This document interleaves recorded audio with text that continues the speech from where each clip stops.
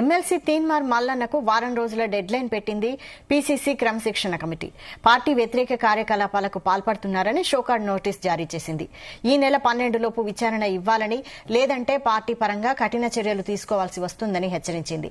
బీసీల మనోభావాలను దెబ్బతీసేలా కులగణన నివేదికను తగలబెట్టినట్లు ఫిర్యాదులు అందాయని లేఖలో తెలిపింది. పార్టీ ప్రయోజనాలను పక్కన పెట్టి వ్యక్తిగత ఎజెండాతో ముందుకు పోతున్నారని ఆరోపించింది. పీసీసీ నోటీసుకు తీన్మార్ మల్లన్న రిప్లై ఇస్తారా? ఇస్తే ఏమని ఇస్తారు? ఆయనపై పీసీసీ క్రమశిక్షణ కమిటీ ఎలాంటి చర్యలు తీసుకుంటుంది అన్నది ఆసక్తిగా మారింది.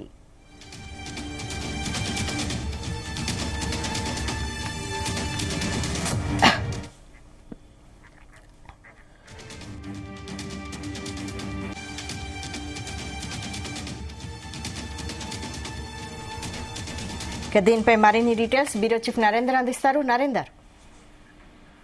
వైశాలి, నిన్న షోకాజ్ నోటీసు రిలీజ్ చేసినటువంటి క్రమశిక్షణ సంఘం కాంగ్రెస్ పార్టీకి సంబంధించి దీనికి రిప్లై తీన్మార్ మల్లన్న ఎలా ఇస్తాడా ఇవ్వడా, ఒకళ్ళు ఇవ్వకపోతే ఎలాంటి రియాక్షన్ ఉండబోతోంది తీన్మార్ మల్లన్న నుంచి, ఇట్లాంటి అన్ని అనుమానాలు ప్రశ్నలు తలెత్తుతున్నటువంటి సందర్భం అయితే మనం చూస్తున్నాం. ఎందుకంటే పిసిసి చాలా సీరియస్ గానే పరిగణిస్తోంది. ఎందుకంటే బీసీ కులగణనకు సంబంధించినటువంటి లెక్కల్లో మొత్తం తప్పుల తడకగా ఉన్నాయి. బీసీల జనాభాను తక్కువగా చూపించే ప్రయత్నం జరుగుతోంది. ఇదంతా కూడా రెడ్డి సామాజిక వర్గం దీని వెనుక కుట్ర దాగి ఉంది అన్నటువంటి కోణంలో ఆయన పెద్ద ఎత్తున ధ్వజమెత్తినటువంటి సందర్భాన్ని మనం చూసాం.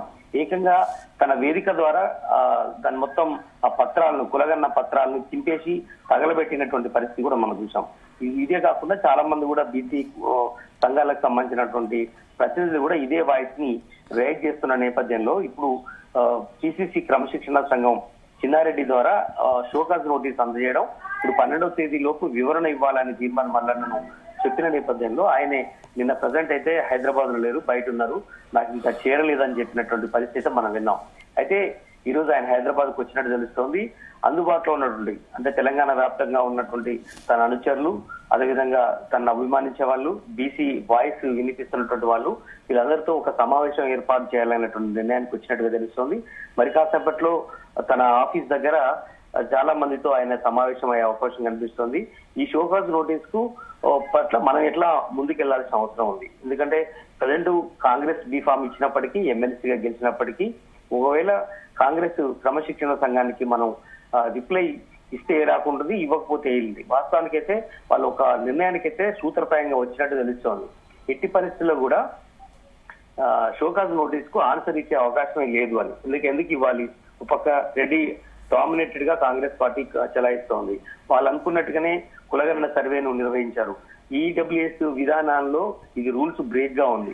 ఎందుకంటే వాస్తవానికి బీసీ కులగణన లెక్క అనేది దాదాపుగా 51% రావాల్సి ఉంది. అంటే వాళ్ళు చూపించింది 46% మాత్రమే. అంటే ప్యూర్లీ బీసీ కులాలకు సంబంధించినటువంటి లెక్కను 46% మాత్రమే చూపించారు. అది వాస్తవానికి ఇంకా 5-6% పెరగాల్సి ఉంది. అంటే రెడ్డి సామాజిక వర్గానికి సంబంధించినటువంటి జనాభా ఎట్లా పెరిగింది, బీసీ కులాల సంఖ్య ఎందుకు తగ్గింది, దానికి రీజన్ చెప్పాలని కూడా ఆయన మొదటి నుంచి డిమాండ్ చేస్తున్నారు. ఒకవేళ బీసీలు ఎందుకు తగ్గారో, ఒకవేళ చనిపోయారా, చనిపోతే ఆ గోరీలు ఎక్కడ ఉన్నాయో చూపించాలని కూడా చాలా కఠినంగానే తీర్మానం మల్లన్న వ్యాఖ్యలు చేసినటువంటి సందర్భం. అయితే నరేందర్ మరోవైపు తీర్మానం మల్లన్న తనకు ఎలాంటి నోటీసులు అందలేదు అన్నట్టు కూడా సమాచారం అన్నట్టుగా. ఎస్, ఎందుకంటే నిన్న ఆయన బయట ఉన్నాడు, అవుట్ ఆఫ్ స్టేషన్ లో ఉన్నాడు. ఒకవేళ ఇవాళ వస్తున్నాడు కాబట్టి ఆల్రెడీ వచ్చిన నేపథ్యంలో దీనికి సంబంధించిన మీటింగ్ తన కార్యాలయం దగ్గర ఆయన సమావేశం ఏర్పాటు చేస్తున్నారు. దీనికి ప్రధానంగా ఆయన చాలా అంశాలను కూడా చూసుకున్నాం. ఒకవేళ షోకాజ్ నోటీస్ ఇవ్వకపోతే ఖచ్చితంగా కూడా పార్టీ క్రమశిక్షణ చర్యల కింద ఆయనను కొన్ని సంవత్సరాల పాటు ఆయన సస్పెండ్ చేసే అవకాశం ఉంటుంది రూల్స్ ప్రకారం, కాంగ్రెస్ కాన్స్టిట్యూషన్ ప్రకారం. అయితే అంత కఠినమైనటువంటి నిర్ణయం తీసుకుంటారా, లేదంటే మళ్ళీ కాంగ్రెస్ పార్టీ రాజీ కుదుర్చుకునే ప్రయత్నం ఏమైనా చేస్తుందని కూడా చూడాల్సిన అవసరం ఉంది. ఎందుకంటే మనం నిన్న చూసిన సిఎల్పి మీటింగ్ కాంగ్రెస్ జరిగింది. నిన్న అనుభూతి రెడ్డి కూడా ఇలానే పార్టీ లైన్ దాటినటువంటి వ్యక్తులను కొంత మందలించే ప్రయత్నం చేశారు. విడిగా సమావేశం ఏర్పాటు చేయడం పట్ల చాలా గురుగా కూడా వ్యవహరించారు. అదే తీన్మార్ మల్లన్న బీసీకి సంబంధించినటువంటి లెక్కలో తప్పు జరిగిందని ఆయనే కాల్చి వేశాడు. ఆ పేపర్లను వాయిస్ పెంచే ప్రయత్నం చేస్తున్నారు.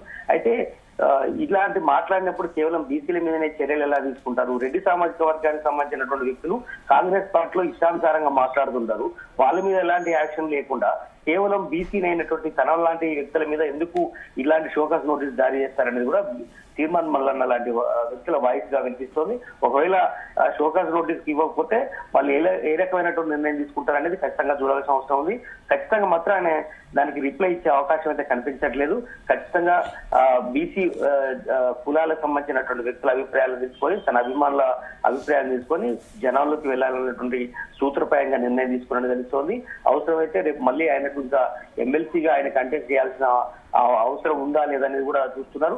మొత్తం జనాభాను అందరూ కూడా బీసీ కులాలను అందరూ కూడా సమీకరణ చేసి జనంలోకి వెళ్లాలన్నటువంటి ఆలోచన చేస్తున్నారు. ఎందుకంటే బీసీలకు కాంగ్రెస్ పార్టీ వ్యతిరేకమైనటువంటి ఒక లైన్ తీసుకోవాలన్నటువంటి సూత్రప్రాయ నిర్ణయం తీసుకోవడం జరుగుతుంది. ఒకవేళ ఎందుకంటే బీసీ వాయిస్ బీసీల లెక్కలు తప్పు ఉన్నాయని చెప్తే బీసీ వ్యక్తిని ఈ రకంగా సస్పెండ్ చేస్తారా అన్నటువంటి వాయిస్ ని జనంలో తీసుకెళ్లే అవకాశం కనిపిస్తుంది. ఖచ్చితంగా ప్రజాక్షేత్రంలోకి వెళ్లి ఇదంతా ఎండగట్టాలన్నటువంటి ఆలోచన ఉంది. షోకాజ్ నోటీస్ అయితే ఎట్టి పరిస్థితుల్లో ఆయన రిప్లై ఇచ్చే అవకాశం తెలియదు. దాని తర్వాత పరిణామాలు మనకు తెలిసిందే. ఖచ్చితంగా సస్పెండ్ చేయడం లాంటి ఒకవేళ అంత కఠినమైన నిర్ణయం తీసుకుంటారా చూడాలి. ఆయన ఎమ్మెల్సీగా అయితే కొనసాగుతారు.